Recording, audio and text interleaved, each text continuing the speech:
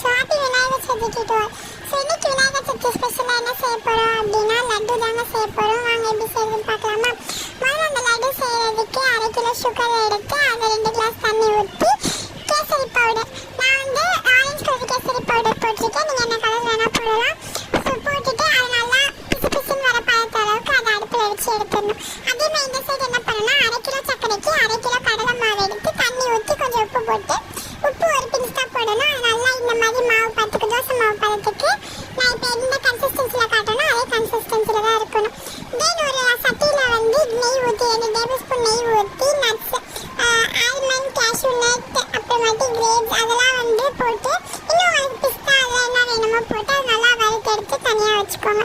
வறுத்தெடுத்ததுக்கப்புறம் நீங்கள் மாவு செஞ்சு வச்சுருக்கீங்களே அந்த மாவை வந்து ஜல்லிக்கரண்டின்னு சொல்லுவாங்கல்ல, அதில் ஊற்றினீங்கனாலே உங்களுக்கு குட்டி குட்டி பூந்தி ஷேப்பில் கிடைக்கும். லைக் இப்போ நான் காட்டுற ப்ராசஸில். ஸோ அந்த மாதிரி ஊற்றினீங்கனாலே கொஞ்சம் நல்லா பூந்தி மாதிரி வரும். அதே மாதிரி நீங்கள் வச்சுருக்க எல்லா பேட்டரியுமே வந்து அதே மாதிரி ஊற்றி குட்டி குட்டி பூந்தியாக எடுத்துக்கோங்க. இப்போ எடுத்த பூந்தியெல்லாம் வந்து தனியாக எடுத்து வச்சுருங்க. அந்த சக்கரை பாகு வந்து காயணும். ஸோ இந்த சைடு வந்து ஒரு 5 ஏலக்காவை வந்து நல்லா நசுக்கி அந்த பூந்தியில் போட்டுட்டு சக்கரை பாகு காய வச்சுருக்கோம்ல அந்த சக்கரை பாகை எடுத்து இந்த பூந்தியோட ஊற்றிடணும். பார்த்தீங்கன்னா இது செய்யும்போது கை சுட போகுது. ஸோ அதையே பார்த்துக்கோங்க. அது நல்லா ஊற்றினதுக்கப்புறம் அது கையில் உருண்டை பிடிக்கிற அளவுக்கு வரும். ஸோ அது நல்லா 2 சைட்லையும் ரெண்டு கையிலையும் கீ அப்ளை பண்ணிவிட்டு உருண்டை பிடிச்சிங்கன்னா அழகாக இருக்கும். ஸோ இன்னொரு பிளேட் எடுத்து அதில் ஃபுல்லாக கீ அப்ளை பண்ணிவிட்டு இது வைங்க.